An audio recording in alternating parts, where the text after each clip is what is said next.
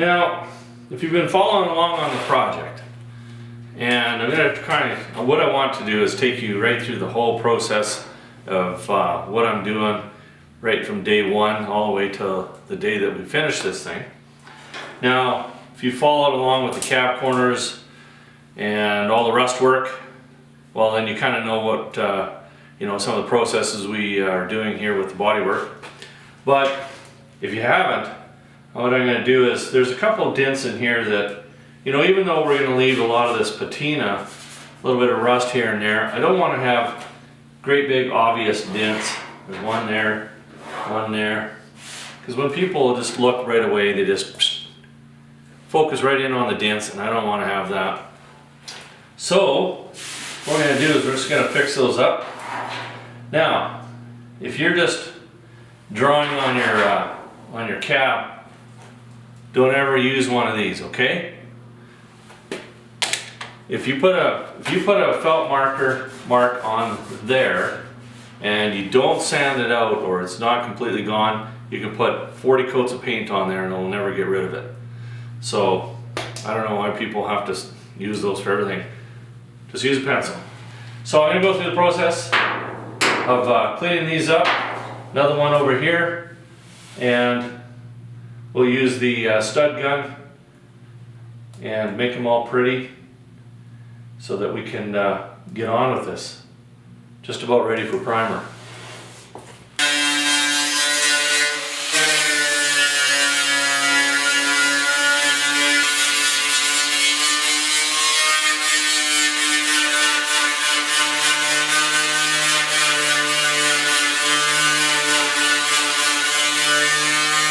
The next step is we need to pull these dents up. Now, there happens to be a brace coming across here. Normally you just take a hammer and you can knock some of this stuff out, but there's another brace up here.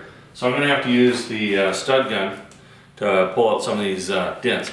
Now, I know that I'd mentioned it when I was working over here. These are an absolute wonderful thing to have. So if it's possible to have one in your toolbox, definitely recommend it. All you do is just give her a quick little zap here. Weld the nail on.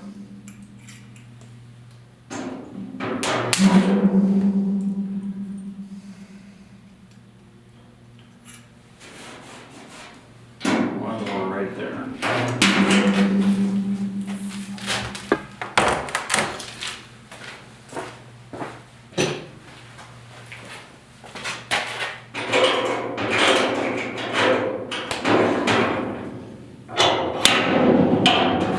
Give it a light tap and you can see the dent popping out on you.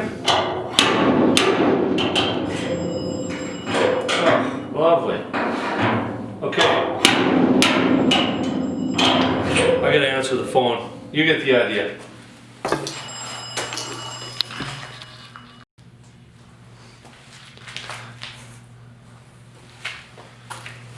Alright, I got the dent all pulled out. Phone call's been looked after. So with these things, just give them a little twist, and if they don't come off, just break them off, because sometimes what'll end up happening is you pull it out and you're left with a little hole, then you've got to start get the welder out and all that kind of stuff, and it's wasting time.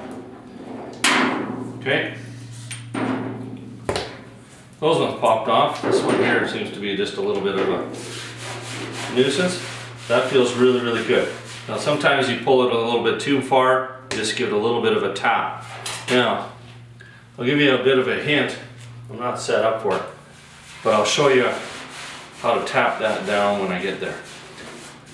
Okay, some of this stuff I'm going to use a hammer on it, and then up in here, just going to continue pulling these dents. And we'll come back and show you the next process. Now, what you want to do is you want to feel everything up, make sure that it's good. I can see that I need one more nail right here. I'll get that in a bit. But when I pulled, I'm a little bit high right here. Now, if you're one of those guys, if you have a body hammer, that's awesome. But if you're one of those guys that's aiming here and it's gonna hit here, you don't want to do that. Because then now you got another dent to fix. So what I suggest, just use a chisel. And that chisel will put all that pressure on that one little tiny spot. And that's all it takes just to knock that little high spot down.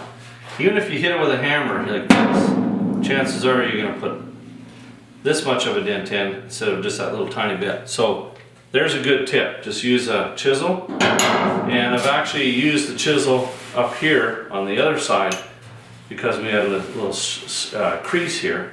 Just put her up there, give her a hit. Works really good.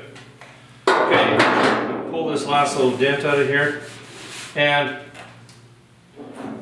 when you have a dent on an edge like this, what happens, the dent goes in and this actually comes out. So what you'll have to do is just, once you get the dent pulled, just pop that down just a little tiny bit, and then now we're ready for filler. Okay, we'll come back with the filler. Ready for body work. I want to make sure we get some of these cooties out here. Okay, so that's about kind of what you want for this. What you want to do with the body filler, and body fillers are really good now. Stick so much better than they did years ago. So when you have a dent, you want to make sure that you're at least an inch or an inch and a half past the dent, because the dent looks like it's right there, but it's everywhere.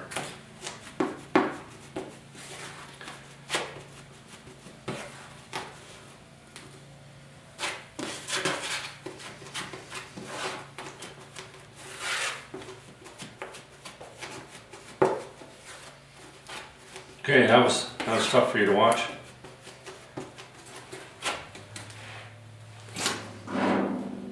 Okay, if you just put one coat on like that, you're gonna get little pinholes on there. Well, you're gonna put one coat on, but what you want to do is you just want to basically go over it a couple times. Don't worry if you're going under the paint, you're gonna sand that anyway.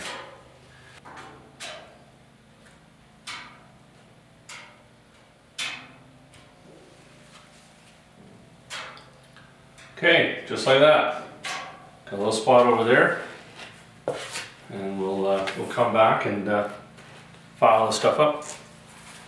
Our body filler is just about set.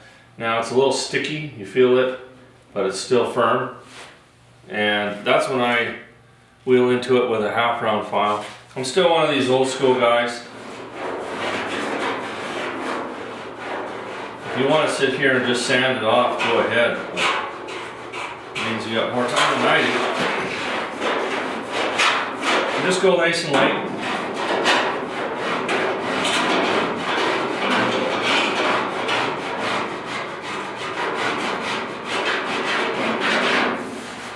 Get her close.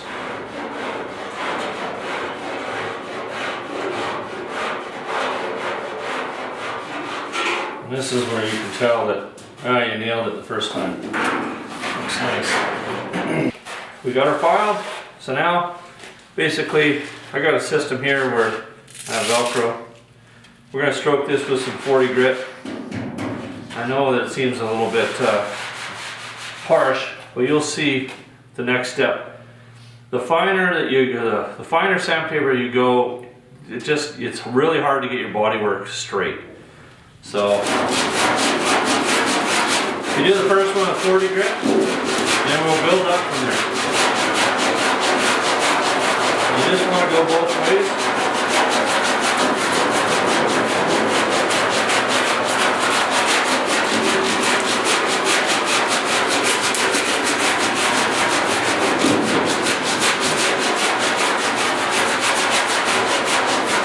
Okay, we'll look for little indicators here. You can see that we're just starting to come through. We know that we're starting to feather everything out. If you see a line like this where it's a little thick, you know that you've got a little more to go.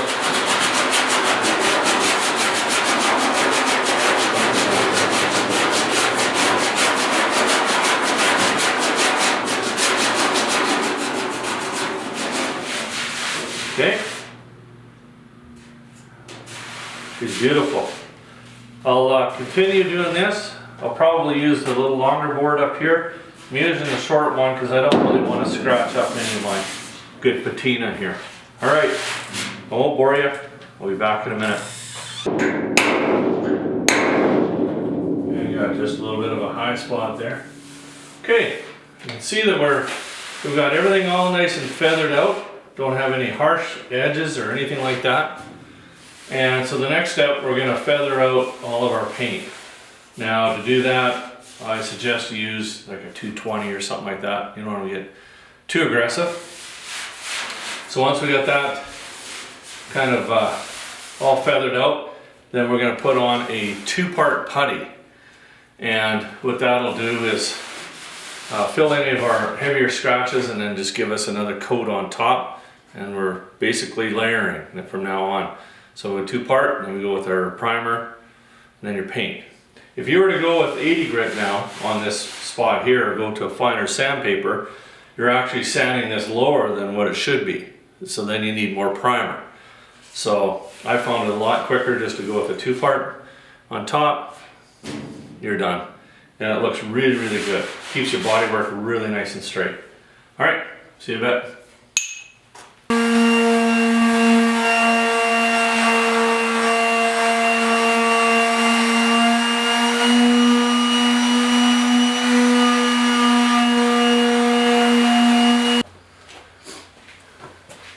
Okay, you can see we've got her feathered out. Now you want to go an inch at least around. Just make sure on this particular project, I don't want to go any further than that because I want to keep some of this patina here and just blend it in. So this is a 2-part putty, and what you do is just, you want to go past your bodywork, an inch or so, and basically just put a thin coat on, even coat.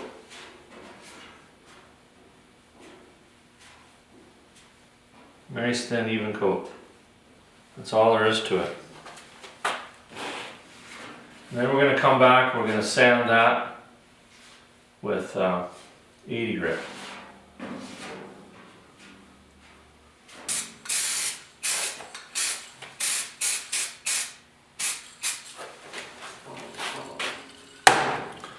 Gotta get my mask.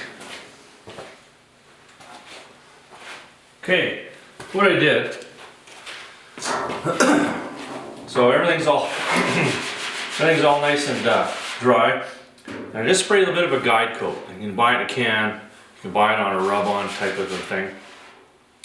You know, in the past I used black primer, anything that you can see, and it'll give you a guide to where your highs and lows are and where you have to sand. It's just one little tip that makes life a lot easier, and everything will turn out nice. So I'm using 80 grit.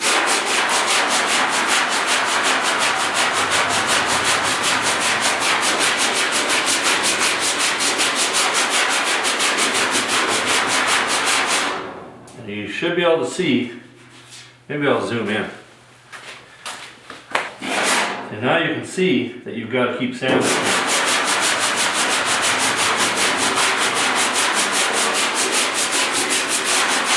Don't just go one way, you want to kind of go a couple different ways here. Same thing, we're going to make sure that we're all nice and feathered out.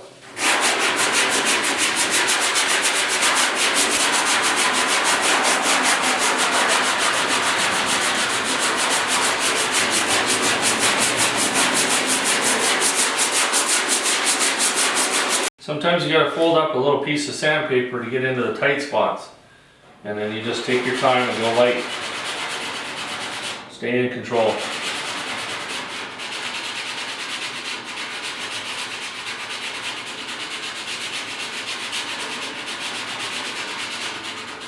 Now the whole idea on when you're doing a project like this, normally if this was a big restoration job and we ground the whole thing, you'd put on a couple coats of primer, block sand that with about a 150, and then put on another couple coats of primer. On this particular project, and when you're doing small little spots, you can get away with just putting 2 coats of primer on, but you got to prep it a little bit different. Now I got 80 grit scratches in here, so what I'm going to do, take a piece of 220 and just barely touch it. I put another coat of guide coat on. Just give it a light sand.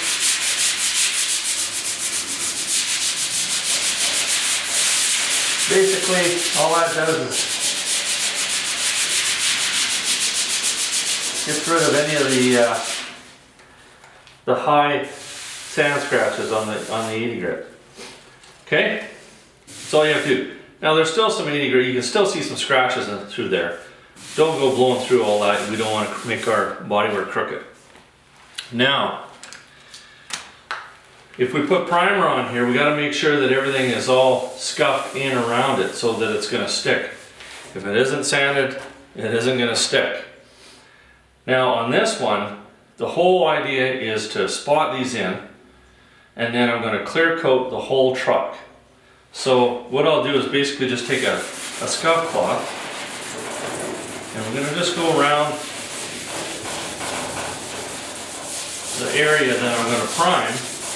That way if any primer gets on the outside, I don't want to go too far over, but we want to make sure that where the primer does go, it's going to stick.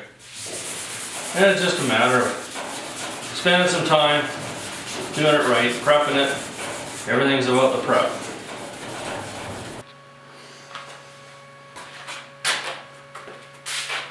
Alright, we're continuing with our prep here. Now, one thing I will not leave is rust anywhere around the window, because that is just something will never ever go away. So we will have to buff this, even though that means, you know, putting a little bit of paint up here. It's really, really bad right in here.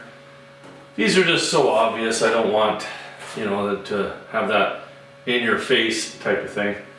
One of the things we're cleaning up here, there's a strip of rubber that goes along here for your hood, and they got little spiral nails in there. You can reuse those nails, but we usually put screws back in there. And since they're spiral, you can turn them and pull at the same time, and they just pop right out. Kind of cool. Anyway, so we will buff this with the buffer, and then we're going to feather out the paint with 280. We might throw a little bit of primer down, but then also I'm taking this strip out of here as well, because we're going to have to prep the inside as well. Okay, let's get at her.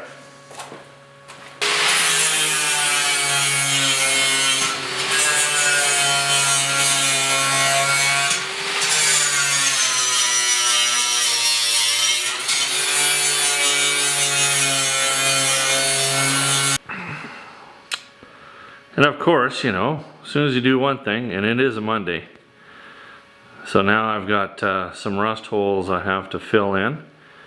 But because the rust come from the outside, they're pretty easy to weld up.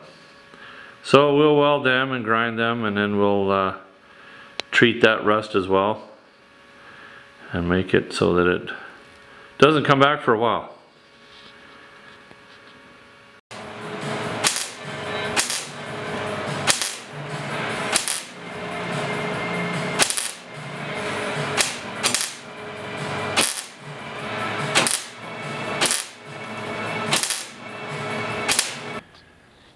Alright, you can see that I got all those little holes all filled in there. Cleaned up the rust best I could. And give it a little bit of that converter. And on the very front part, up in here, I'm probably going to just put a little bit of primer. I'm going to prime the whole thing. But in here, I will probably fix this up, put a little bit of putty on there to make it a little smoother, so that we've got a really nice seal there. On the top, I think I'll just take some, of course you're still going to have some pits and some little dents from the divots from the welding, and I'll just put some seam sealer along there before I paint. So that's how I'm going to deal with that. Same with that little rust hole right there. Not a rust hole, but pits. We'll fill them up so that when we paint it, you don't see it. All right. The procedure here for fixing all this rust, it's pretty simple. First, we give it a little bit of a spray bomb of an etch primer.